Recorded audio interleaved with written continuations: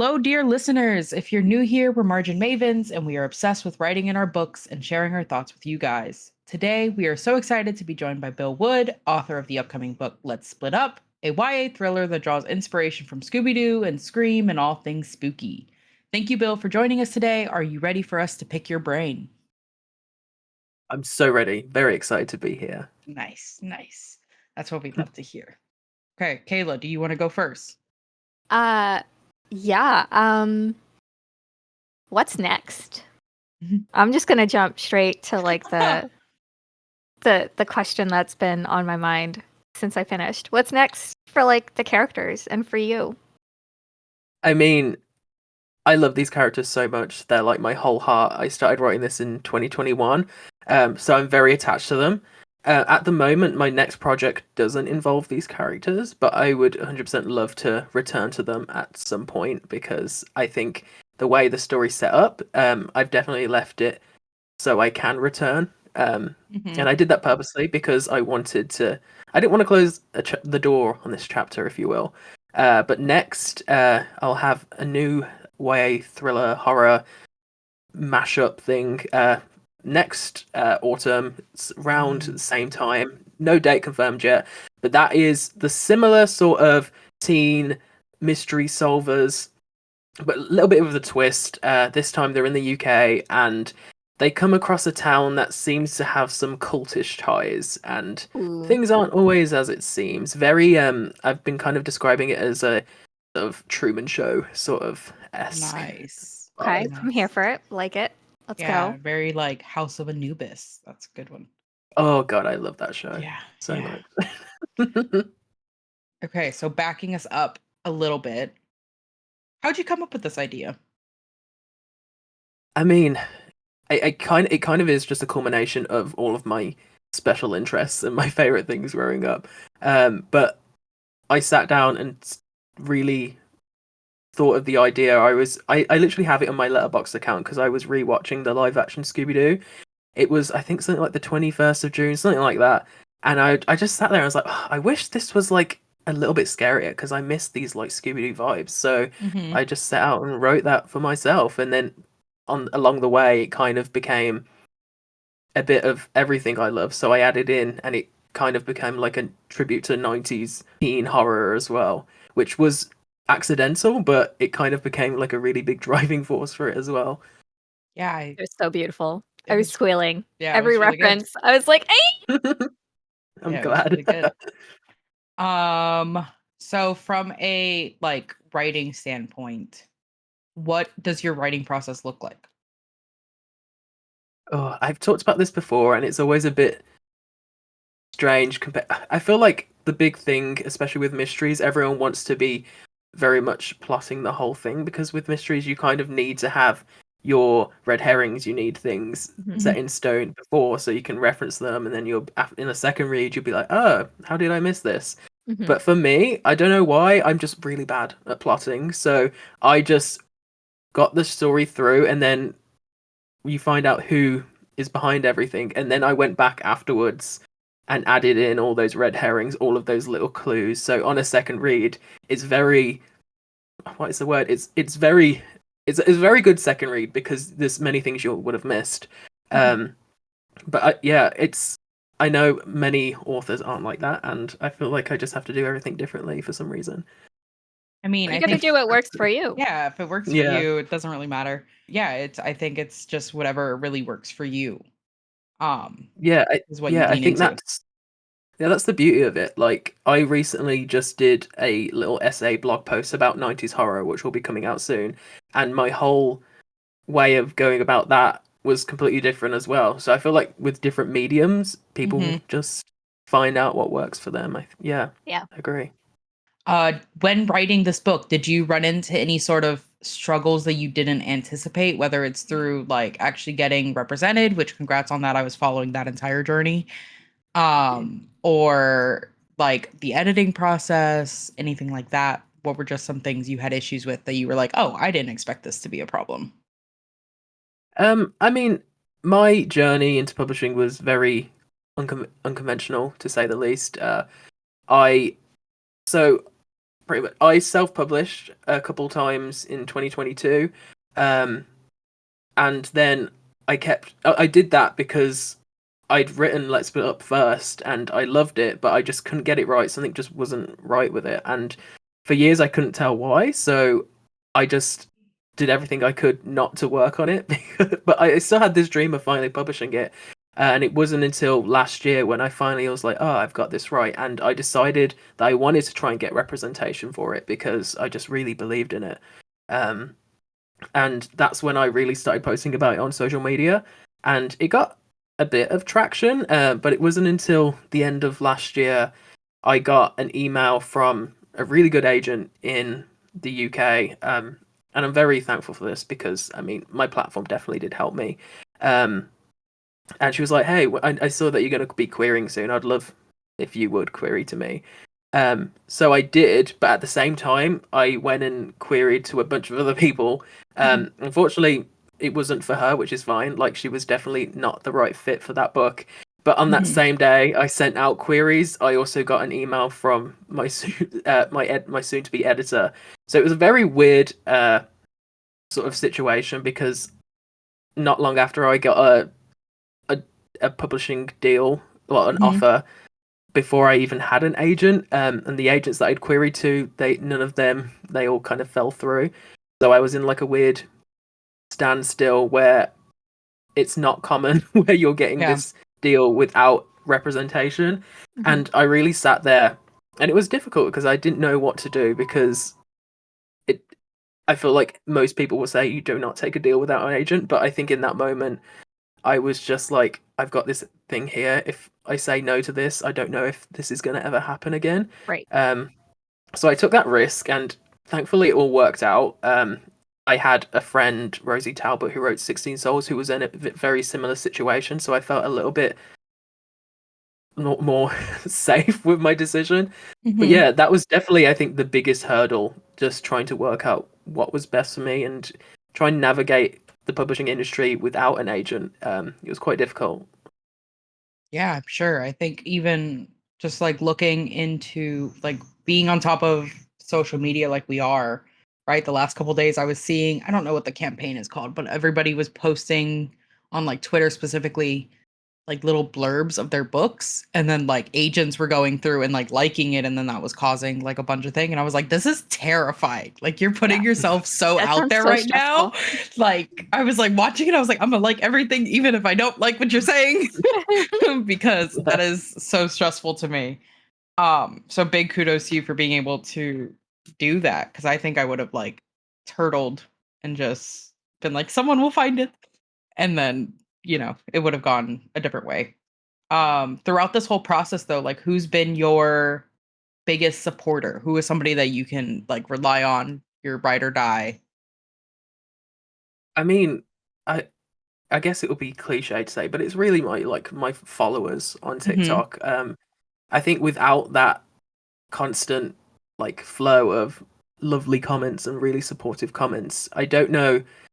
I don't want to say I would have given up on it, but I don't think I would have been as far as I am in the process. Like the book release has been very fast tracked because people were so excited about it, which just is. I mean, it's so comforting knowing people are waiting. Um, but also I guess like family as well. Like my parents have been super supportive in when I went full time with my author and content creation stuff. um and I mean that could have easily gone really sour, but I was very uh lucky that they were very supportive about that. But yeah, I think it's not just one person. I think Mhm. it's just how everyone has been super supportive, really. Do you think with that uh I guess like heavy push towards this publication and everything, working on that second project, you feel extra pressure than you did before because now you have like those eyes on you that weren't there previously? Yeah, 100%. I think there's always going to be that is it the sophomore slump? Everyone Yeah. always kind of pens it. But then there's also the fact that I don't know if people are going to be interested in what else I have to say. Like, are people just here because they wanted to be nostalgic and have this like sort of adult Scooby Doo? And sure, Mhm. there's like definitely vibes of that in the sequel, but I think it's a bit more adventurous, not as commercial. I want to say it's a bit. I'm taking a risk with it, but I really love it, and I'm hoping other people will too. But I guess we'll see. See, yeah. I mean, I am looking forward to it. I Yeah. think I think your voice is very interesting because even though you say like commercial, I think like Let's Split Up brought in a lot of like, yes, it brought in the nostalgia and everything, but there was a lot of really like new things. Like I think YA thrillers specifically, right? They're not always willing to get gory. They're not always willing to Right. really lean into that like horror side because they're like, "Oh, we don't want it to be, something that people don't want to read." And they try to stay I think a little bit more like family friendly, which is really weird to me sometimes because it's still a thriller. And so this one I remember picking it up and immediately within the first 20 minutes of reading it, I was like, okay, so this is different. This is different. There's gore involved, and that was pretty exciting because as like a big horror movie fan, I was like, Yeah. this is nice because, the books that I gravitate towards in YA thrillers, like Good Girl's Guide to Murder, and there was another one that I was reading and I can't remember it right now. But they're all super it's like There's Someone Inside Your House. They made like a Netflix thing about it. The Stephanie Perkins one, Yeah, yeah. that one threw me for a loop a little bit because I had only ever seen Stephanie Perkins through her like romance, like teeny bopper books. And so when I picked Yeah. this one up to like have my students read it, I was like, oh, I need to read it first before they read it. Like, I got to make sure everything is good. Mhm. And then it was like a gore fest. And I was like, okay, guys, I don't know if we could do this. And so it was I liked your book because it was very reminiscent of that, not to that level, thankfully, because I think there were certain points where she really like leaned in and I was like, all right, guys, I need to take a pause on this really quick. Um, but yeah, I think even with the commercial aspects of it, you do something that's really interesting for that genre. So I'm always going to be excited with what you're doing, especially as someone who was and is a fan of your Yeah. social media journey. That was really cool to like see all of it happening in like live time. And then I was like, Kayla, please, we need to Yeah. read this book and get him on here, please. And she was like, yeah, I mean, whatever you Cool. All want. she had to say was Scooby Doo, and I was like, done. Yeah, we love Scooby Doo Love here. Scooby Doo so Same. much. I'm in my Scooby Doo t-shirt. I see it. I love it so Yeah, much. Kayla actually just found, what was it, a Game Boy game? Game Boy game. The Scooby Doo Game Boy game from like ages ago. Yeah, Gosh, she. Sweet. Nostalgic. I say I had a Scooby Doo game on my PSP, which I just adored. I wish I still had that because I don't think any game will ever top that. Yeah. Yeah, we were talking about it. We were talking about it before you got here, and I remembered playing like a Scooby Doo game on like the VTech, which was like a kid console, Mhm. and that one was so good. I was like, if I still had that VTech, I would probably still be playing it. But yeah, Scooby Doo was a winner for I us. mean, Hex Girls had such Hex a Girls. influence Oh, Ah, so on my good. life. we're so fruity. We're so fruity. I saw a Hex Girls cosplayer recently and I was like, let's go. You will Yeah. always have a fan in me. If there's no one that likes the Hex Girls, I'm dead. Exactly. So that was pretty cool. Is there a character in this book that you think you relate to more than others? Ooh, gosh, I think probably Jonesy in the fact that I'm very reserved, but can be kind of the hero if I want to be, which sounds really gross, but it's kind of true. And then I'm also like scared of everything. Mhm. I That was one thing I wanted to do with the characters is I wanted to kind of make them stereotypes of the 90s, but then subvert that. So obviously Cam is kind of the jock character, but he's also he's got heart and he's got a He's thing a for Jonesy, sensitive which boy. So yeah. cute. But Yeah. yeah, I think I would probably say Jonesy, but then also Amber is literally like the mother of the group, and I Yeah. definitely Yeah. feel like that sometimes as well. Who's your favorite? if you had to Ooh. pick? Oh, I mean, low-key just want to say Macy because she's named after my dog. And she is my dog just in the book. But I don't know. I really do have a soft spot for Cam. I put him through a journey in this book, and yeah, you I feel did. sorry for that. Yeah, you did. Yeah, you did. So rudely. Oh man, yeah, I was hurting for him. I was hurting. Yeah. If he can catch a break by the end, Oh, this is going to this be a completely conversation was going different to be very conversation. different. Yeah. Okay, So sweet. so for our listeners, we did say that this first bit, so the first half of the conversation, was going to be that spoiler free. If you have not read the book, which I'm assuming most of you haven't by the time this has come out, because we're coming out shortly after the release, make sure you pick up Let's Split Up. The links will be down below. Now, for the conversation I was excited about, the spoilery one. If you have Yes. not read it and you want to, which you should, leave, come back later. We'll be here. Don't even worry. Or listen anyway and just Yeah, or read. listen anyway, and then just be upset. And just read it. You know, Yeah. live your life. How are we going to tell you how to live? But Kayla, I know that you're really excited about this. So I'm gonna let you go first, and then Okay, cool. I'll get them after. Boy howdy. Was the intent always to get Cameron and Jonesy together, or did that like come about Yes. organically? Yeah. Okay. He's like, yeah. I mean, friends to lovers is my favorite thing in the entire world. Oh, don't get her I think started. it's just my favorite trope. I will die on Best that trope. hill. Yes. I love it so much, and I Amen. just think there's just so much tension when it comes to people who have been together, like friends wise, for so long, and there's always been that untold sort of thing between them. And Mhm. you normally see that at different like periods, so it was tough trying to decide what time do I want. I didn't want there to be a lot of pining of like, Right. so I did kind of jump into it quite early on, but that was the thing that was discussed with my editor, trying to work out where do we start that. But pretty much everything I have just has friends to lovers in it, and I don't care. Yes. It's just so lovely. Yes. But no, Take my 100% money. was on purpose. Yeah. Yeah, take my money. I was kicking my feet and giggling like a schoolgirl because I was just like, "Oh my gosh, this is so cute! Yes, this is my favorite." Did you already know who the antagonist would be? Like, or was that also like, I know you talked about like plotting and all of that, but like, was there ever a point in time where you thought about like switching it up at all? I mean, I say I don't plot. I don't plot on paper.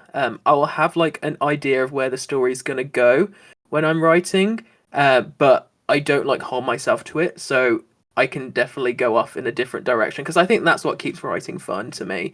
Is like suddenly you'll think of something and you'll like switch gears.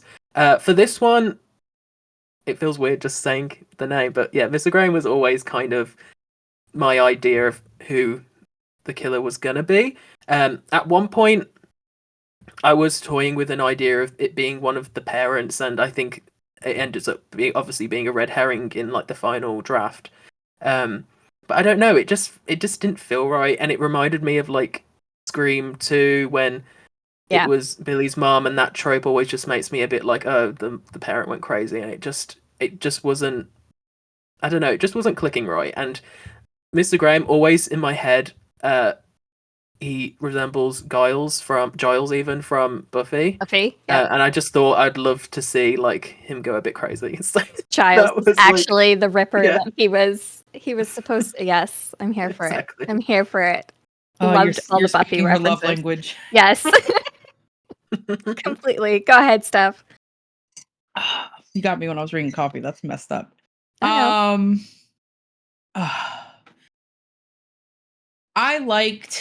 I kept trying to, as reading the book and stuff, I kept trying to like pinpoint which character reminded me of which like Scooby Doo character the most, you know? I was like, okay, Mhm. Jonesy immediately, I was like, is this Fred, you know? And then I was like, oh, yeah, because it starts going into where he's very into like the traps and he's very into setting up that whole element of it. So like just from a nerd perspective, I really liked that. When it comes to Cam, we were talking about that journey that he went on. did you always know it was going to be Cam that went through all of Yeah. this? What's your Yeah. beef? I think it was that because Cam is technically the jock of the group. I did want to subvert that of the jock always being. I guess it's weird when it comes to you think the 90s slasher. The jock is either the one who gets killed at the beginning, Yeah. or he's the one that survives. And I just didn't want to do it. I didn't want to play it up normally. I wanted to make it so he had his journey, and it Mhm. I guess kind of was a bit of. Oh, what am I saying with this? I don't know. I just wanted to subvert so many tropes, and I think as like Scream was such a commentary on slashers, this is like a commentary on Scream, so it's very very meta. Um, but yeah, so like when Brad and Shelley die in the beginning, that's kind of my little ode to the popular kids being murdered like most, but then Cam is kind of like a secondary jock, if that makes Mhm. sense. And I wanted to switch that up a bit. I don't know if that answered the question at all, but No, I liked it. that was- I think it was It really gave cool. me big. Hmm? It gave me big like Fred and Daphne from the live action vibes, Yeah. where like Daphne steps in and saves Fred, sort of like With Cameron the and Jonesy. fingerprint thing. Sorry, Daphne had my Yeah. heart when she did that Yeah. in the live action where she was like, "Oh, I have this makeup and this powder, and I'm just gonna get the fingerprint really quick, and we're gonna get out of here." And I was like, "Oh, So good. since then, Yeah. Daphne girl forever." 100%. But But yeah, like I loved it. yeah, I think Cam is super interesting because he's very like I'm a jock, but I'm not like other jocks type of character, which was kind of cool because he was obviously a lot more sensitive, which I loved. I loved that he was the one that breached that like conversation with Jonesy where he was like, "All right, did I do something? Because you're not acting normal, you know?" And then it has that whole big, moment for them. And I thought that that was so cool because ultimately jocks are always shown as like they don't have emotions. They're just like brawn and all of these things. And he's Mhm. like, "No, something's up and I want to deal with it now." And that's kind of cool. I think my favorite was also probably Jonesy because I liked the way that I liked his inner monologues. I liked his thoughts of like the world around him. It was really nice to Mhm. see somebody who's like uncomfortable with new people, but he still like perseveres through it because he knows his friends want him to. And I thought that that was super cool because it's I think really important for people to see that where like you can be uncomfortable, you can have your feelings, right? But there's always going to be ways to kind of get through that if you trust your friends, and that was kind of cool. Um Having that introduction of I'm blanking on her name right now, the new one. Buffy. Buffy, yeah. Yeah, and so having the introduction of her was also really interesting cuz Jonesy is so relatable and like she's really smart and so I'm kind of on edge about that a little bit. And then when she starts showing signs of being like shady, I was like, "Oh my god, is he gonna catch on? Like, is he gonna be the one to be like a witch?" Like, is he gonna call her out on it? And I think that that was really nice. But he also does it in a really cool way because he doesn't like he's not like rude to her when calling her out. He's just like, "I Right. heard what you said. I need you to explain it now before we go into this house." And it was just like the rational thing to do because he's like, "I'm not going to go in here and risk my life if I Yeah. don't know I can trust the people I'm with." Exactly. I need to be Yeah. able to trust you because Yeah. this is Cameron. Like Yeah. that's the vibe I got. This is Cameron. Like if we're going in, I need to be able to trust you so that we can save him.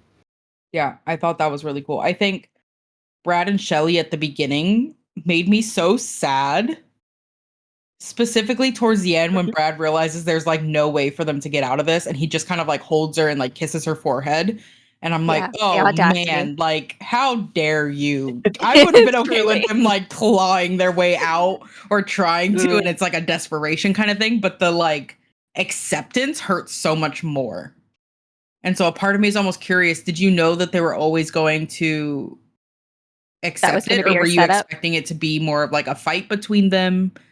Like, what were you thinking Um, with that scene? yeah, I think it was always sort of an acceptance thing because I sat down and thought how would I react in that situation, and because that's the ultimate thing is I wanted it to be realistic. And with me, I know in any sort of danger, I would kind of just give up, which sounds ridiculous, but it's so true. Tangent, but one night I know this would happen because one night I was in my room and I've got like a little I'm in the loft and I've got like a little shower thing upstairs, and in the middle of the night my glass shower door shattered. At the time I didn't know this was a thing. I thought there was a person in my room, so I pretend to be asleep. So I know in that situation I would 100% just give up. So I sat there and I put that into the story because I just thought it would be realistic. It did kind of remind me of the beginning of Scream Mm-hmm. with With the girl that dies really yeah. brutally. Yeah, that was Yeah. crazy. Yeah. I was just saying it was 100% like an homage to Scream, like with the cold open. I wanted I wanted it's exactly like with Drew Barrymore at the beginning, how everyone expects her to survive because she's the hot shot. She's Drew Right. Barrymore. But Yeah. exactly, yeah. Yeah. I remember I had just watched Scream for the first time sometime early this year, I think. Because Wow. so for context there, birthday's on Halloween, so I'm like a big horror fan. But Scream, for whatever reason, I kept getting Scream confused with Scary Movie, right? Because I knew that's you were gonna say and that. so I was like, oh, it looks dumb. Like I don't want to like Mhm. watch it. Like I'm not really a big fan of like parodies, I guess. And so Scream was just never on my radar. And I'm also kind of weird about like bloody gore in movies. I can read it pretty fine, but in movies it's like a whole different beast. And then the new Scream movie came out and I was like, this doesn't look like Scary Movie. And so I went back and I watched the first one. And I was like, oh, I really thought Drew was gonna make it out of here. I really thought she was going to somehow limp her way out and people were gonna come up and save her and like all of these things. And to have like her not have that happen, right? Scream is such an interesting thing because I don't want the killers to win, right? But I'm unhealthily obsessed with the actor. No, not you. Yeah. No way. And so to have him be, yeah, it was like it was a whole thing. So I really did like Brad and Shelley. I liked the fact that you also get rid of another type of stereotype with Brad because he could have easily have been like the jerk boyfriend to Shelley, especially because they're just by themselves. Even before the camera is like on and stuff, he's like, like, are you good? Like, he's checking in with her. And then once it's filming, he's like, yeah, we can always edit this out. I'm going to make sure that she's okay. And I thought that was really cool and also added to the pain that I felt when they were dying. Because I was like, man, this kid just wanted to like be more than the football player that he was, and do something like meaningful. And now he's being murdered. You did throw me for a loop though when they did like the autopsy and were like, oh yeah, they were like stabbed brutally. And I was like, oh man, not only were they in a fire, but they're also getting skewered. And so that was kind of that was definitely, I was shocked. I was not expecting it because I was like, yeah, they had a blade, but like they're already dead. Hopefully they're not stabbed. And then they were stabbed. Just kidding. Just kidding. We're gonna stab them brutally. Whoops. Yeah, I think I don't know. I like devoured this book. I think I sat down with it finally. And I had it done within like a day. I was like, oh, okay. It's So so I need, good. I don't want to say I'm like easy to please when it comes to books, I'm not. but like you So hit good. all the boxes, right? And as like a friends to lovers, like Hater. You can okay-ish say it. person, like I like Hater. it, but like I do like the buildup that you can get with like an enemies to lovers. But I'm kind of a baby when it comes to enemies to lovers. I don't want them to be genuine enemies. Like I'm not good with like bully to lover, if that makes sense. I agree. Yeah. And so having this one be, I think just like it was like super like whimsical and cute. And having the friend group be like, oh, so they're finally like doing this. That's great. And not have it be like A thing. surprising. That was really cool. I think it was the perfect balance of whimsical and horror Yeah. and thriller and mystery. And I Yeah. really appreciated that because it brought like a little bit of lightheartedness every so often. And like you would almost forget that there's like Being people murdered. dying and being absolutely slaughtered because it's like, oh, they're so cute. Look at them. And then it's like, oh, wait. Yeah. People are dying. Yeah. Well, that was one thing that was really hard to balance, actually. That was the one thing that kept coming up when we were editing, was I would write a really cutesy scene and then my editor had to be like, okay, this is a horror, so like let's do something else, and we'd have to tone it down just slightly. But yeah, I think what I wanted to do is I wanted to include a queer relationship where it wasn't some big spectacle and talked about, because it could have easily been too overpowering in the fact that that's like the selling point of it almost. Because I think of the queer books that I had when I was a teenager, they were all either depressing as hell or that was like the full Weirdly thing. I just wanted it to violent, be there. Yeah, I just wanted it to be there, be the relationship. Sure, it's like the main relationship, but it's at its heart, it's a mystery book, and that's just there. Yeah. I think that was really cool. As like two fruity women, we're like constantly looking for better representation in our books. And so to walk into this one, and I like the moment that I realized you were going to be on the podcast, like I stopped looking at everything Let's Split Up related because I was like, okay, I want to go into this with like fresh eyes. I do not want to be like spoiled in any way. And so the hints were there that there was something between them. But when it actually happened, I was like, oh, like this was, pleasantly surprising. And I was almost expecting that like conversation afterwards with like their friends and whatever, but to have it just be like accepted, I was like, oh, this is so cool, because it's just like any other relationship of like, we're dating now, I don't need to like write a paragraph into the group chat about this I don't need to justify it. It is what it is. It's just what's happening. And so that was really cool. And I liked that you got away from the really, I think, damaging stereotype of these queer relationships need to be painful in some way. I liked that they were just like happy, as novel as that sounds, right? You can have a queer relationship without one of them being like heavily depressed or like in the closet and not wanting to talk about it. Like all of these stereotypes get put on it. So it was really refreshing to just be like, oh my God, they're two boys and they're in love. Even the parents were really chill about it. Like there was no drama around them being together, and that was just so refreshing.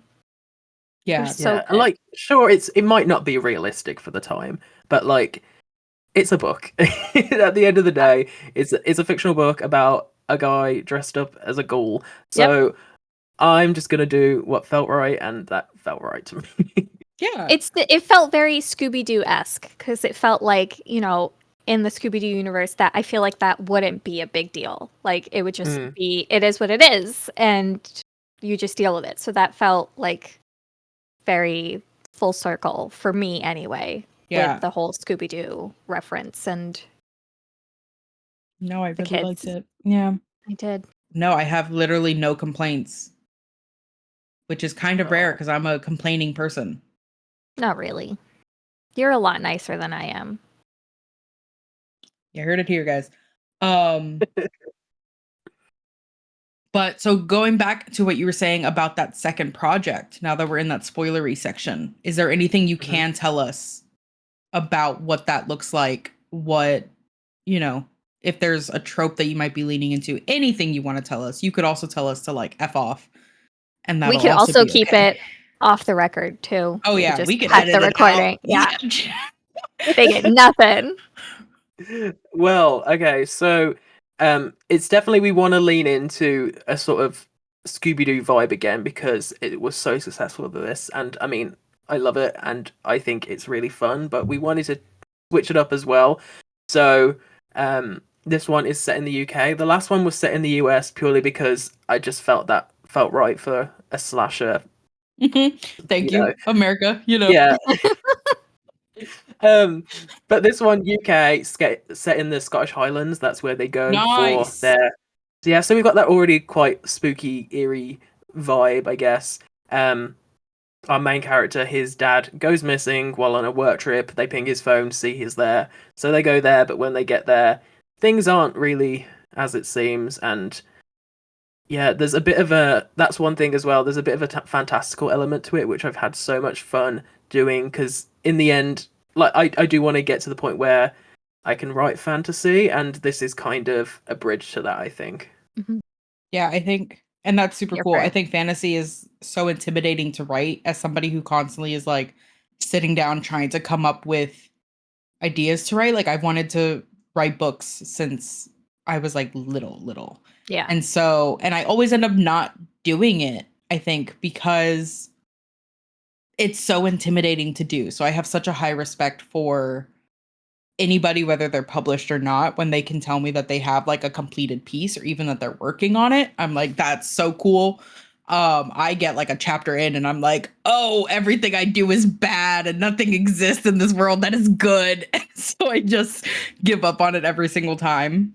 Um, but no, I'm super excited for that. Is it going to be in the same universe as Let's Split Up, even if it's like obviously different characters or whatever? I don't want to dig too deep into your upcoming project, but are they in a related universe? You know what? I haven't thought about that, but I'm sure they. Yeah, I guess so. Nice. The Bill um, Wood universe. This will be good. yeah, Yeah. the BCU. Yeah. That is so weird. That's the name of my university. Oh my gosh. Oh, Love that. Um, but yeah, I guess they could be. I'll have to maybe add that in a little Easter egg. yeah, that'll be good. You hear them, they have like a conversation and they're like, oh, it's so weird. I'm seeing ads for this like little American group that they solve mysteries. Maybe we Yeah. should call them up. And then you just hear the entire fandom just go, Yeah. that'll be Loud super screeching. fun. Yeah, I think that's super cool. You mentioned university. Are you studying like creative writing or like English lit or anything, or is it completely unnecessary, like astronomy?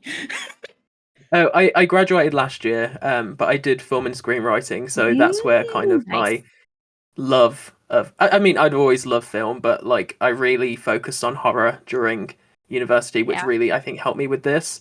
And that's one thing that really helped me by writing is I've been told at least that I think it's my screenwriting that's helped me is like my dialogue is quite realistic, and I think that's I mean screenwriting is all about dialogue. So I think that's kind of benefited me in that sense. Yeah, definitely. I think some people can do dialogue and it ends up feeling too like choppy, or they'll add a little bit too much like exposition in their dialogue of like, oh, this person like took a breath before he spoke. And I'm like, I didn't need to do that. What kind of breath is he taking? Mhm.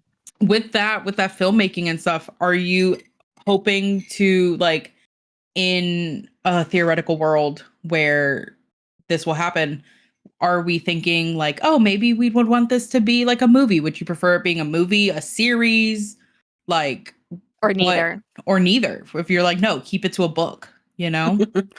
I mean, I am such a big film buff that a film would literally be my dream.